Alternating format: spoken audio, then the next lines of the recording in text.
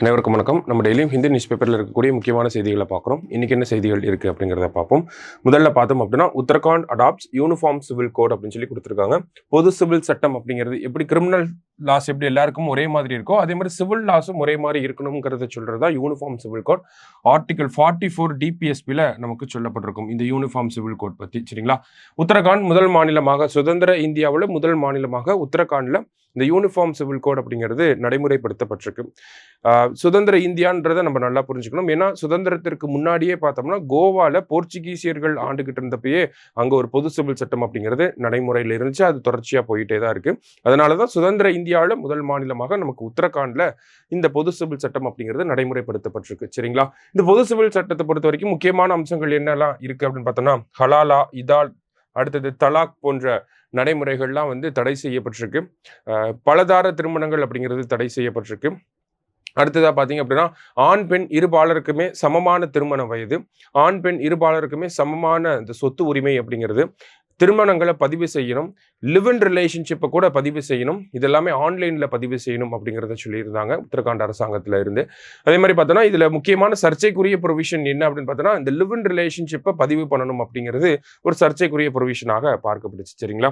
So அதுதான் பேசிக்காக uniform civil code இன் உத்தரகாண்ட் அப்படிங்கிறத நம்ம இந்த இடத்துல கொடுத்துருக்காங்க.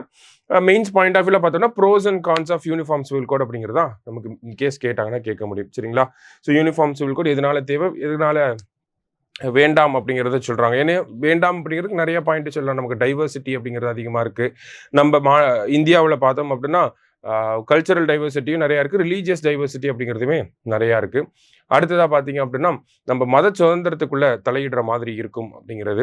அடுத்ததாக பார்த்தோம்னா ஒவ்வொரு மதங்களுக்குமே உட்பட்டு இந்த பர்சனல் லாஸ் அப்படிங்கிறது இருக்குது. அந்தந்த மதங்கள் படி அது எல்லாமே கரெக்டான ஒரு நடைமுறைகளாக இருக்குது அப்படிங்கிறத சொல்லக்கூடிய ஆட்களும் இருக்காங்க. இதே ப்ரோஸ் அப்படின்னு பார்த்தோம்னா நமக்கு ஈஸி கவர்னன்ஸ் அப்படிங்கிறது, அட்மினிஸ்ட்ரேஷன் அப்படிங்கிறது ஈஸியாக இருக்கும், டிஸ்பியூட்ஸ் அப்படிங்கிறத ஈஸியாக ரிசால்வ் பண்ண முடியும், எல்லாருக்குமே சமமான ஒரு ஈக்குவாலிட்டி அப்படிங்கிறத நம்மளால கொண்டு வர முடியும். ஸோ இந்த மாதிரியான சாதகமான விஷயங்களையும் நம்மளால சொல்ல முடியும். சரிங்களா? இதான் உத்தரகாண்ட் சிவில் கோடு பற்றி நம்ம பார்க்கறது. அடுத்ததாக பார்த்தீங்க அப்படின்னா நமக்கு எடிட்டோரியல் பேஜில் the union budget as a turning point for climate action அப்படின்னு சொல்லி கொடுத்துருக்காங்க.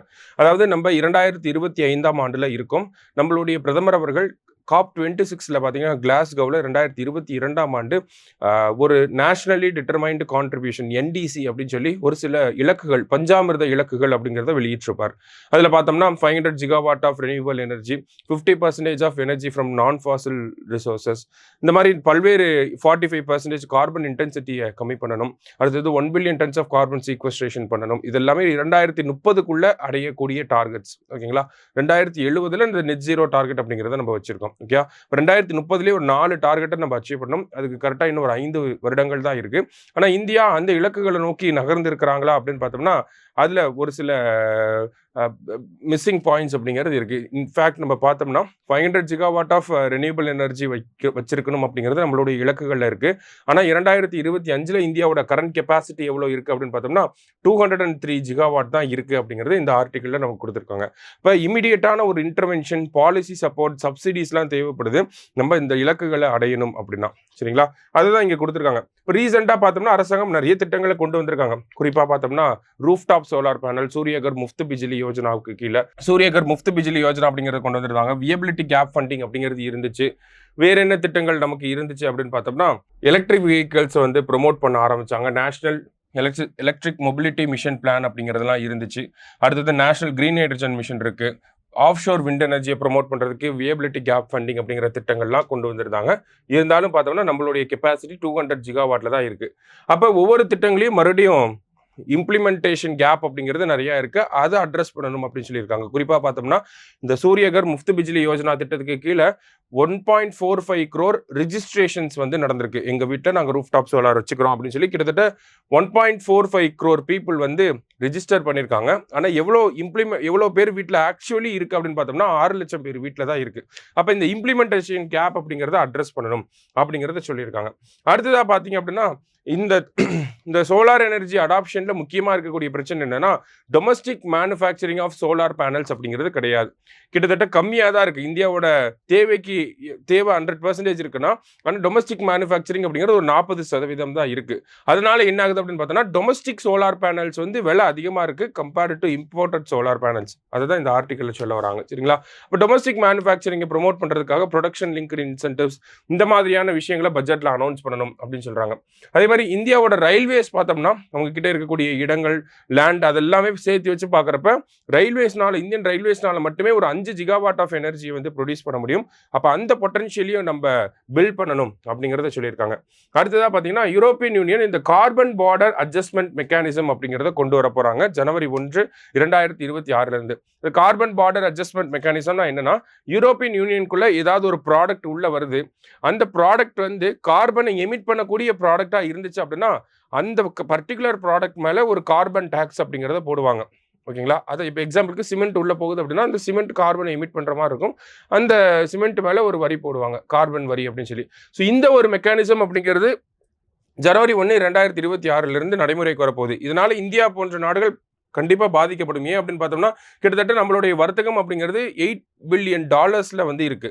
அப்ப இந்தியாவோட ஏற்றுமதியாளர்களையும் வந்து நம்ம பாதுகாக்க வேண்டிய இடத்துல அரசாங்கம் இருக்காங்க. ஏன்னா அவங்க கார்பன் டாக்ஸ் போடுவாங்க. இந்த நிறுவனங்கள் கார்பன் டாக்ஸ் கட்டணும் அப்படின்னா அரசாங்கம் ஏதாவது ஒரு சப்போர்ட் பண்ணணும். அப்படி சப்போர்ட் பண்ணாதான் என்ன ஆகும்னா, ஏற்றுமதி அப்படிங்கிறது அதிகரிக்க ஆரம்பிக்கும். இல்லாட்டி ஏற்றுமதி கம்மியாகி இறக்குமதிகள் மட்டுமே அதிகமாகும். இது இந்தியாவோட பொருளாதாரத்தில் பெரிய ஒரு தாக்கத்தை ஏற்படுத்தும். அதே மாதிரி ஏற்றுமதிகள் இந்த மாதிரி வரி விதிக்கிறனால ஏற்றுமதியாளர்கள் வந்து ஏற்றுமதி பண்றதை வந்து கொஞ்சம் நிறுத்துவாங்க, இல்லை வேற ஒரு இடங்களுக்கு ஷிஃப்ட் பண்ணுவாங்க. யூசுவல் ரேட் அப்படிங்கிறது அந்த ஸ்டேட்டஸ் கோ அப்படிங்கிறது மெயின்டைன் ஆகாது. அப்படிங்கிறப்ப இங்க இருக்கக்கூடிய அதை சார்ந்து இருக்கக்கூடிய எம்எஸ்எம்இ அவங்களுமே வந்து அஃபெக்ட் ஆவாங்க. அப்போ அது ஒரு பெரிய இம்பாக்ட் ஏற்படுத்தும். அப்போ அதை நம்ம முன்கூட்டியே ஜப்பான்ல எல்லாம் பார்த்தோம்னா கிரீன் இன்ஃப்ராஸ்ட்ரக்சர் ஃபண்ட் அப்படிங்கிற மாதிரி ஒரு ஃபண்டிங் வந்து வச்சிருக்காங்க. இன்வெஸ்டர்ஸ்க்குலாம் இண்டஸ்ட்ரியலிஸ்ட்லாம் வந்து சப்போர்ட் பண்ற மாதிரி. ஸோ அந்த மாதிரி கார்பன் ஃபண்ட் அந்த மாதிரி ஏதாவது ஒன்று நம்ம கிரியேட் பண்ணி அவங்களுக்கு ஹெல்ப் பண்ணணும் அப்படிங்கிறதையும் நமக்கு கொடுத்துருக்காங்க. சரிங்களா? ஸோ இந்தியா இந்த டார்கெட்ஸ் அச்சீவ் பண்ணணும் அப்படின்னா இந்த பட்ஜெட்ல கான்கிரீட்டா கிளைமேட் ஆக்ஷனுக்குன்னு நிறைய ஸ்டெப்ஸ் எடுத்தே ஆகணும் அப்படிங்கிறது தான் இந்த ஆர்டிக்கல்ல கொடுத்துருக்காங்க. சரியா?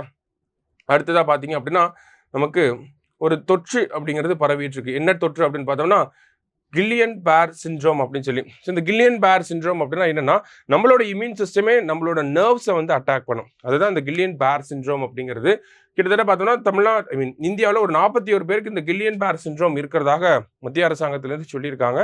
ஸோ அதுக்கான டெஸ்டிங் அப்படிங்கிறது போயிட்டு இருக்கு. இதை பற்றி நம்ம ஃபர்தராக வர டீட்டெயில்டாக பார்ப்போம். சரிங்களா? ஸோ இன்னைக்கு முக்கியமான ஆர்டிகல்ஸ் பார்த்துருக்கோம். தேங்க்யூ.